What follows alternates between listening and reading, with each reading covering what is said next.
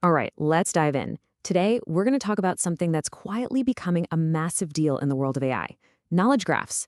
They're kind of the secret to helping machines think a little more like we do, and we're going to break down exactly how they work and, more importantly, why they're such a game changer for building smarter systems. This really gets to the heart of it. See, a normal database can tell you what facts you have, but a knowledge graph tells you how all those facts are connected. And that ability for an AI to reason over relationships, well, that is the secret sauce. It's what separates a basic chatbot from a really powerful analytical tool. So, how does this actually work? Well, it all starts with a really simple, but honestly pretty powerful idea: modeling knowledge by connecting the dots, which, when you think about it, is kind of how our own brains do it. Think about it this way: your brain doesn't just store Tom Hanks in one box and Forrest Gump in another, right? No, it stores the relationship between them. Tom Hanks acted in Forrest Gump. A knowledge graph is built to capture that exact same kind of link, focusing on how things are connected instead of just making a long list of stuff.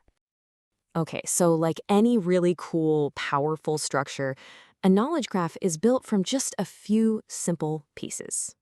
Let's break down these building blocks. We've got nodes, edges, and properties. So first up, you've got nodes. These are the main things in your data.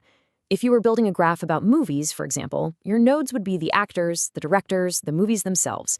They're basically the nouns in our data sentences. Right. So if nodes are the nouns, you can probably guess what's next. Edges are the verbs. These are the powerful connectors that describe the actual relationship between the nodes.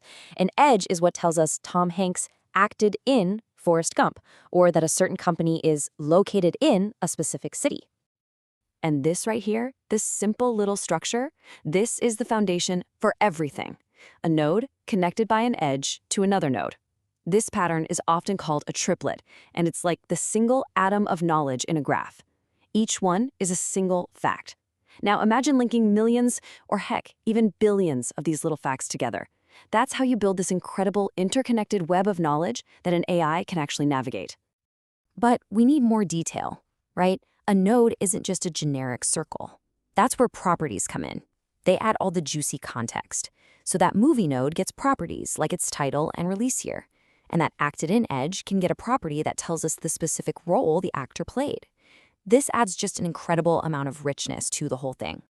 Okay, so we've got the structure down, but so what? What makes this thing so powerful? Well, the real value gets unlocked when you start asking it smarter questions. Questions that can uncover insights that were pretty much hidden before. You know, this is the kind of question that makes a traditional table-based database just grind to a halt.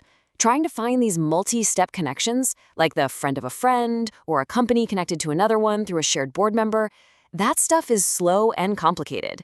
But for a graph, this isn't some extra feature. This is what they were born to do.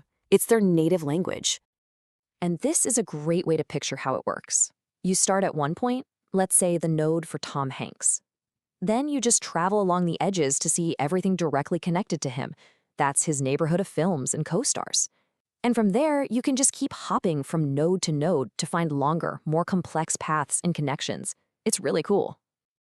All right, now for the main event. How does this whole structure actually supercharge modern AI systems? This is where all the theory gets incredibly practical really fast. You know, large language models are absolutely incredible, but they have this one big problem. They can make stuff up. They hallucinate. A popular fix is something called RAG, or Retrieval Augmented Generation.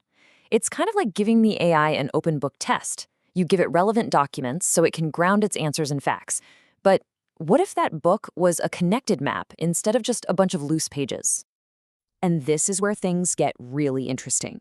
Standard REG just yanks out separate chunks of text. It's like handing an expert a pile of random, disconnected notes. But GraphRag?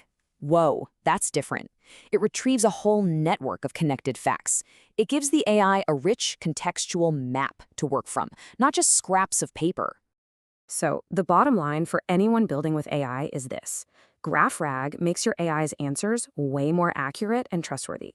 I mean, you can literally trace the path the AI took through your graph to get its answer, which makes it verifiable and grounded in the reality of your data. So, after all of that, what's the one thing you really need to remember about knowledge graphs? Let's boil this all down. Look, it really all comes down to one thing. If the connections and the relationships between your data points are where the real value is, then you need a graph. Simple as that.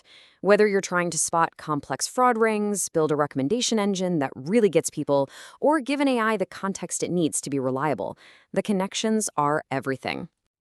So I'll just leave you with this to think about. In your own work, in your projects, what connections are you missing? What incredible insights are just hiding there in plain sight, waiting for the right kind of structure to bring them into the light? Thanks for tuning in.